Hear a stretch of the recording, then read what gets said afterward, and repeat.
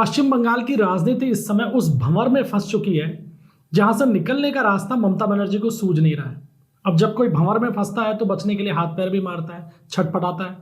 ठीक यही स्थिति आज पश्चिम बंगाल की मुख्यमंत्री ममता बनर्जी की हो गई है। 2021 का वो खेला होबे का नारा याद है आपको? वो सिर्फ एक नारा नहीं था बल्कि कैडर को सीधा संदेश था, जिसके बाद में बंगाल में जबरदस्त हिंसा हुई। चुनाव के दौरान और चुनाव के बाद जो खून खराबा हुआ, घर जले, पलायन हुआ, उस पर दीदी के चेहरे पर शिकन तक नहीं थी। लेकिन 2026 के इस चुनावी मुहाने पर खड़े बंगाल में दीदी की अजय छवि दरकती हुई दिखाई दे रही है। क्यों?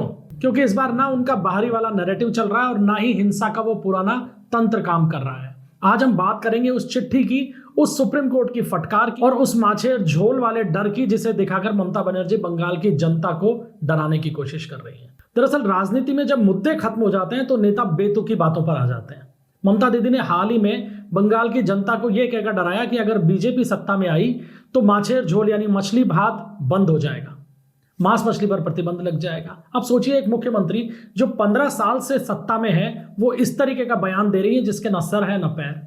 बीजेपी आज देश के 22 राज्यों में सत्ता में है, लगभग 20 से प्लस है, कुछ राज्यों में अपने सहयोगियों के साथ है। असम, त्रिपुरा जैसे जो बंगाल के आसपास के स्टेट्स हैं उनमें भी सालों से बीजेपी की सत्ता है। लेकिन क्या किसी राज्य के अंदर वहां नॉनवेज को बीजेपी की तरफ से बंद किया गया? क्या मछली खाना किसी राज्य में बंद हो गया? क्या नॉर्थ ईस्ट के अंदर किसी तरीके का खान पान बीजेपी के सत्ता में आने के बाद से बदला? बिल्कुल नहीं।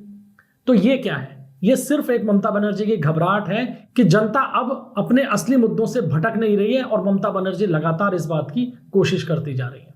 इतना ही नहीं, जो ममता बनर्जी घुसपैठियों के लिए ढाल बनकर खड़ी रहती हैं वो देश के प्रधानमंत्री और गृह मंत्री को बाहरी बताती हैं, गुजरात का बताते हैं।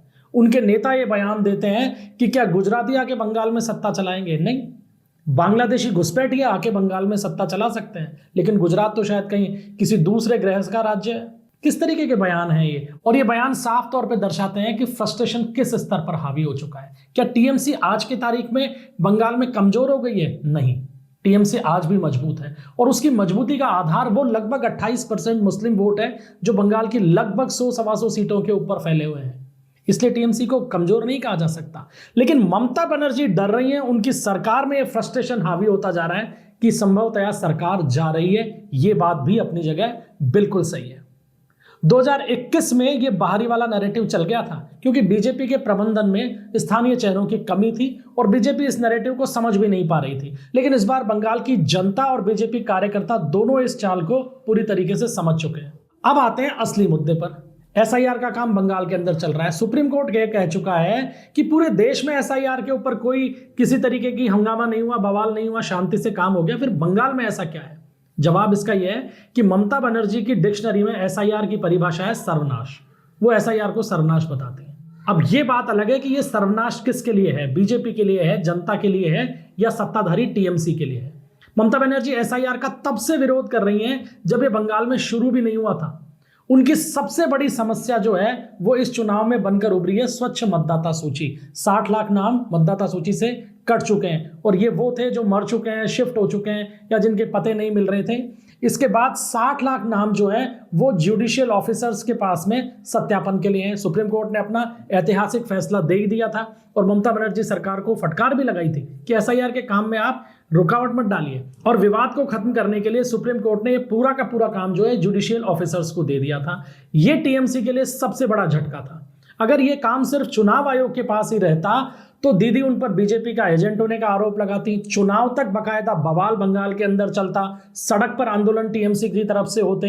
लेकिन ऐसा कुछ नहीं हो पा रहा है और वो इसलिए नहीं हो पा रहा है क्योंकि सुप्रीम कोर्ट ने इस काम को चुनाव आयोग से लेकर सीधे के तौर पे जुडिशियल ऑफिसर्स के हाथ में दे दिया है। अब जुडिशियल ऑफिसर्स के ऊपर भी ममता बनर्जी सीधे तौर पे ना सही आरोप तो लगा रही हैं, उनका घेराव भी कर रही हैं, लेकिन जुडिशियल ऑफिसर्स दबाव में नहीं आ रहे हैं क्योंकि इस पूरे के पूरे घटनाक्रम की सुप्रीम कोर्ट सीधे तौर पर निगरानी कर रहा है। अब इसके अंदर हुआ क्या है ये देख लीजिए कि एसआईआर में 60 लाख नाम कट गए थे। उसके बाद 60 लाख नाम लेजिटिमेट डिस्क्रिपेंसी के मामले में अटके हुए थे जिनका सत्यापन या जिनका निरीक्षण का जो काम है वो जुडिशियल ऑफिसर्स कर रहे थे। अभी 24 घंटे पहले सुप्रीम कोर्ट में जो सूची सौंपी गई है उसके तहत इन 60 लाख में से करीब 47,40,000 नामों का निपटारा हो चुका है। अब करीब 13 लाख नाम बचे हुए हैं, जिसके लिए सुप्रीम कोर्ट ने 7 अप्रैल तक का समय दे दिया है कि आप इस काम को 7 अप्रैल तक निपटा दीजिए। और सुप्रीम कोर्ट ने इस दौरान जो जुडिशियल ऑफिसर्स काम कर रहे हैं उनकी बहुत तारीफ भी की है कि बहुत बेहतरीन तरीके से और सही गति के साथ में काम किया जा रहा है। तो कुल मिलाकर ममता बनर्जी को कहीं से भी राहत नहीं मिल पा रही है, क्योंकि यही तो फर्जी वोट बैंक था जिसके दम पर टीएमसी का किला खड़ा था और आज वो ढहता हुआ दिखाई दे रहा है। इसी कारण अभिषेक बनर्जी और उनके जो समर्थक हैं वो चुनाव आयोग के दफ्तरों के बाहर हंगामा कर रहे हैं, बैरिकेड तोड़ रहे हैं, लाठीचार्ज करना पड़ रहा है सिक्योरिटी के लिए।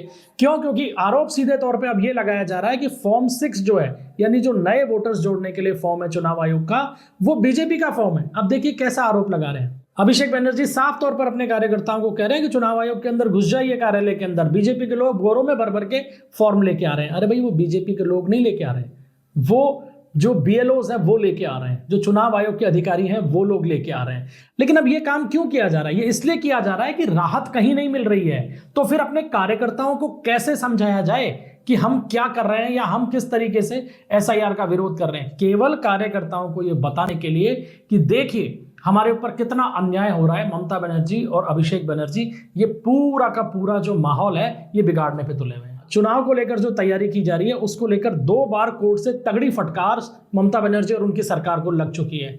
सबसे पहले एसआईआर और मतदाता सूची के काम में दखल को लेकर सुप्रीम कोर्ट ने बुरी तरीके से फटकारा था। फिर इसके बाद में चुनाव कार्यक्रम घोषित होते ही चुनाव आयोग ने जिस तरीके से बड़े पैमाने पर तबादले किए अधिकारियों के बंगाल में, उसको लेकर ममता बनर्जी की सरकार फिर से कोलकाता हाईकोर्ट पहुंच गई। लेकिन कोलकाता हाईकोर्ट ने भी जबरदस्त तरीके से फटकार लगाई और इस मामले में यानी ऑफिसर्स के ट्रांसफर के मामले में हस्तक्षेप की जो याचिका थी उसको खारिज कर दिया। कोर्ट ने साफ तौर पर कहा चुनाव आयोग का काम है, हम इसमें हस्तक्षेप नहीं करेंगे, क्योंकि दीदी को ये लग रहा था कि कोर्ट से राहत मिल जाएगी। टीएमसी के सांसद कल्याण बनर्जी कोलकाता हाईकोर्ट पहुंच गए कि चुनाव अधिकारियों का जो ट्रांसफर है उसका अधिकार चुनाव आयोग को है ही नहीं। कोर्ट ने साफ कर दिया कि भैया चुनाव की अधिसूचना जारी हो चुकी है, अब हम इस मामले में दखल नहीं देंगे। सवाल ये उठता है कि कल्याण बनर्जी ये किस आधार पर कह रहे हैं? हर राज्य में जहां चुनाव कार्यक्रम घोषित कर दिया जाता है वहां पे अधिकारियों के तबादले का अधिकार सीधे तौर पे चुनाव आयोग के पास होता है। तो क्या पश्चिम बंगाल भारत में नहीं है? फिर क्यों ये बात उठाई जा रही है कि वहां पे चुनाव आयोग अधिकारियों का ट्रांसफर नहीं कर सकता? ये तो लॉजिकल बात है कि हर जगह जहां भी चुनाव होते हैं, चुनाव कार्यक्रम घोषित होने के बाद में वहां की जो सरकार होती है वो सरकार केवल औपचारिक रूप से काम करती है। जो ब्यूरोक्रेसी के ट्रांसफर्स का अधिकार है या उनकी नियुक्ति का अधिकार है वो सीधे तौर पर चुनाव आयोग के हाथ में आ जाता है। लेकिन ममता बनर्जी की बेचैनी का जो एक कारण है वो इसलिए है कि चुनाव आयोग ने बंगाल के उस प्रशासनिक तंत्र को पूरी तरीके से छिन्न भिन्न कर दिया है या पंगु बना दिया है जिसका इस्तेमाल टीएमसी पिछले सालों के अंदर चुनावी धांधली के लिए करती थी। बड़े पैमाने पर हुए तबादलों ने दीदी के इन हथकंडों को बेकार कर दिया है। अब ना पुलिस का डर काम आ रहा है और ना अधिकारियों की पक्षपातपूर्ण कार्यशैली। बंगाल में किस लेवल के ऊपर फर्जी मतदान होता होगा इसका अंदाजा तो हम आंकड़ों से ही लगा सकते हैं। हालांकि खबरें भी बड़े पैमाने पर सामने आती रही हैं क्योंकि बंगाल में हिंसा बहुत जबरदस्त होती थी। लेकिन आप सोचिए कि जिस स्टेट के अंदर 60 लाख ऐसे मतदाताओं के नाम कट चुके हैं वोटर लिस्ट से, जो मर चुके थे, जो जगह अपने यानी जिस जगह के उनके नाम वोटर लिस्ट में थे वहां वो रहते नहीं थे, वो दूसरी जगह शिफ्ट हो चुके थे या डबल नाम थे, यानी 60 लाख नाम जिस एसआईआर में जिस स्टेट में कटे हों उस स्टेट के अंदर वोटिंग परसेंटेज कितना रहा करता था? 85%, 82%, 86%।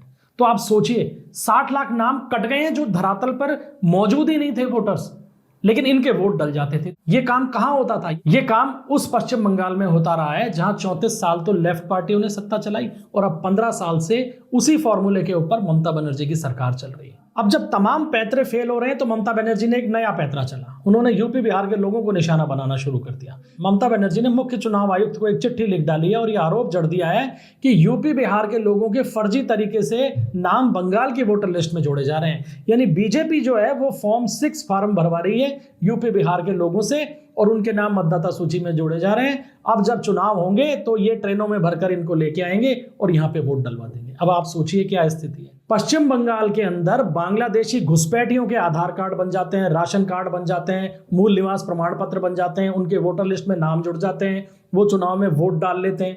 लेकिन बिहार और उत्तर प्रदेश का जो व्यक्ति है वो बंगाल में नहीं आना चाहिए। कैसी दुर्भाग्यपूर्ण स्थिति है कि आप किसी देश के अंदर आए हुए घुसपैठियों को तो वोटर बनाने को तैयार हैं, लेकिन आप अपने ही देश के 2 दूसरे राज्यों के लोगों को देखने को भी तैयार नहीं है। संविधान साफ तौर पे अधिकार देता है कि आप जहां रहते हैं वहां के वोटर बन सकते हैं। अगर वो लोग बंगाल में रह रहे हैं तो वोटर बनेंगे भाई, या बंगाल के अंदर वोटर बनने का अधिकार केवल बांग्लादेशी घुसपैठियों को ही है?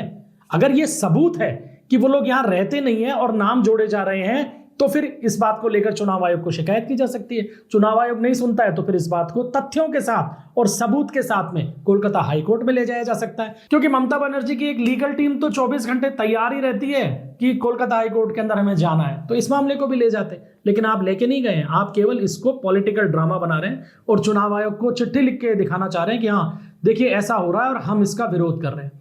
और अभिषेक बनर्जी ने क्या किया कि वो अपने कार्यकर्ताओं को कह रहे हैं इस मामले को लेकर कि चुनाव आयोग में जाएं, उनका वीडियो बनाओ, वहां फार्मों की तलाशी लो। अब ये लोकतंत्र है या तानाशाही, इसका फैसला तो जनता को करना चाहिए।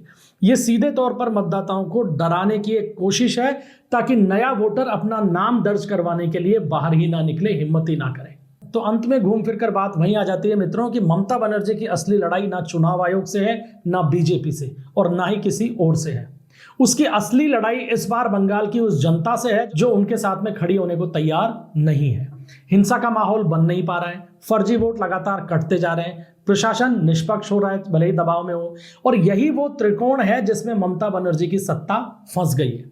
1 अप्रैल को सुप्रीम कोर्ट की ताजा फटकार ने साफ कर दिया है कि कानून की नजर में कोई दीदी या कोई भतीजा नहीं है, सिर्फ संविधान सर्वोपरि होता है। बंगाल में बदलाव की हवा तेज है और ये हवा ही दीदी की रातों की नींद को उड़ा रही है। अब आपकी इस बारे में क्या राय है? क्या आपको लगता है कि बंगाल में निष्पक्ष चुनाव हो पाएंगे? क्या आपको लगता है कि दीदी के खिलाफ जो माहौल बन रहा है उस माहौल को बीजेपी वोटों में कन्वर्ट कर पाएगी? कमेंट सेक्शन में जरूर बताइएगा। वीडियो को लाइक करें, शेयर करें और चैनल को सब्सक्राइब करना ना भूलिए। मिलते हैं अगले वीडियो में, तब तक के लिए इजाजत दीजिए। जय हिंद, जय भारत।